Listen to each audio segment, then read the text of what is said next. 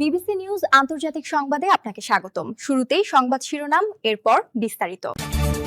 শুরুতেই জানিয়ে দিব, চুরির টাকায় বিলাসী জীবন, রাম মন্দির চুরিকাণ্ডে নয়া মোড়।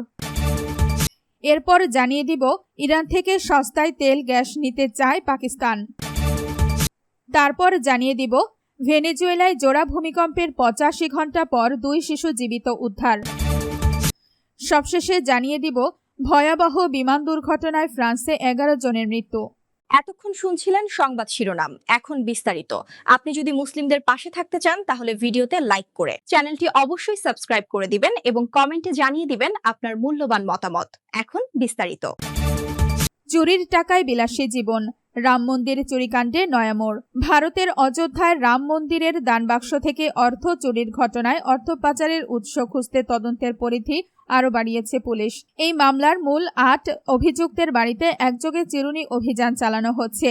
রোববার 28 জুন সকালে স্থানীয় ম্যাজিস্ট্রেট এবং রাজস্ব বিভাগের কর্মকর্তাদের একটি স্বাধীন সাক্ষী দল সাথে নিয়ে পুলিশ এই তল্লাশি শুরু করে। গত সপ্তাহে সিসিটিভি ফুটেজে চুরির প্রমাণ পাওয়ার পর মন্দিরের টাকা গণনার কাজে নিয়োজিত এই 8 কর্মীকে গ্রেফতার করা হয়েছিল। গ্রেফতারকৃত অভিযুক্তরা হলেন অবিনাশ শুক্লা, অনুকল্প মিশ্র, লবকুশ মিশ্র, মনীশ কুমার যাদব, করুণেশ পাণ্ডে, রাম শঙ্কর মিশ্র, সুভাষ শ্রীবাস্তব এবং রমা শঙ্কর ওরফে তিন্নু যাদব।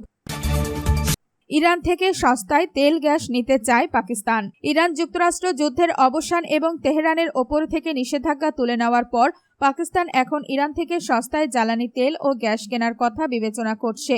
রোববার পাকিস্তানের কেন্দ্রীয় পেট্রোলিয়াম মন্ত্রী আলী পারভেজ মালিক একথা জানিয়েছেন। লাহোরের সাংবাদিকদের সঙ্গে আলাপকালে মন্ত্রী বলেন, এপ্রিলে ইরান যুক্তরাষ্ট্র সংঘাতের চরম পর্যায়ে পেট্রোলিয়াম পণ্যের দাম লিটার প্রতি 460 রুপিতে পৌঁছেছিল। তবে এরপর থেকে বিশ্ববাজারে দাম উল্লেখযোগ্যভাবে কমে এসেছে। গত 17 জুন সুইজারল্যান্ডের বার্গেন স্টকে ওয়াশিংটন ও তেহরান ইসলামাবাদ সমঝোতা স্মারকে স্বাক্ষর করেন। এই চুক্তিতে মূলত পাকিস্তানি মধ্যস্থতা করেছিল।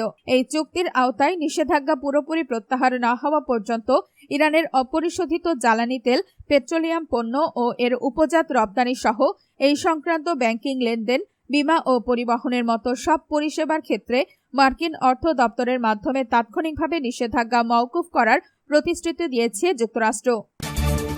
ভেনেজুয়েলায় জোড়া ভূমিকম্পের 85 ঘন্টা পর 2 শিশু জীবিত উদ্ধার। লাতিন আমেরিকার দেশ ভেনেজুয়েলায় আঘাত হানা শক্তিশালী জোড়া ভূমিকম্পের 85 ঘন্টা পর ধ্বংসস্তূপের নিচ থেকে 11 বছর বয়সী 2 শিশুকে অলৌকিকভাবে জীবিত উদ্ধার করা হয়েছে। ভারী কংক্রিটের নিচে দীর্ঘ সময় আটকে থাকার পর কয়েক ঘন্টার ব্যবধানে আলাদা 2টি স্থান থেকে তাদের উদ্ধার করেন উদ্ধারকর্মীরা। প্রথম উদ্ধার হওয়া শিশুটির নাম মৌসেস। কলম্বিয়ার জাতীয় দুর্যোগ ঝুঁকি ব্যবস্থাপনা ইউনিটের সহায়তায় উদ্ধারকারীরা শনিবার 27 জুন প্রায় 6 ঘন্টার অত্যন্ত ঝুঁকিপূর্ণ ও সূক্ষ্ম অভিযানের পর তাকে প্রায় 3 মিটার গভীর ধ্বংসস্তূপের নিচ থেকে টেনে তোলেন। তীব্র রোদ থেকে চোখ রক্ষা করতে কাপড় দিয়ে চোখ ঢাকা অবস্থায় তাকে যখন বের করা হচ্ছিল, তখন উপস্থিত উদ্ধারকর্মীরা হাততালি দিয়ে আনন্দ প্রকাশ করেন।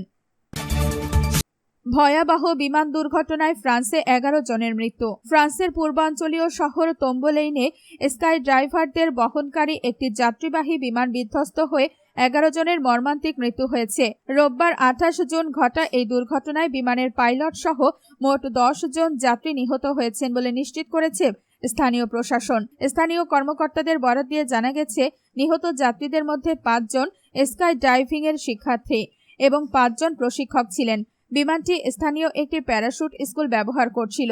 এটি মেউর্ত এ মোজেল বিভাগের নান্সি এসে বিমানবন্দর থেকে উড্ডয়ন করার পরপরই বিধ্বস্ত হয় বলে জানিয়েছে স্থানীয় সংবাদ মাধ্যমগুলো। ভয়াবহ এই দুর্ঘটনার পর পুলিশ ও স্থানীয় প্রশাসন সাধারণ মানুষকে বিমানবন্দরের আশেপাশের এলাকা এড়িয়ে চলার অনুরোধ জানিয়েছে। উদ্ধার কাজ ও দুর্ঘটনার কারণ অনুসন্ধানে তদন্ত শুরু হয়েছে।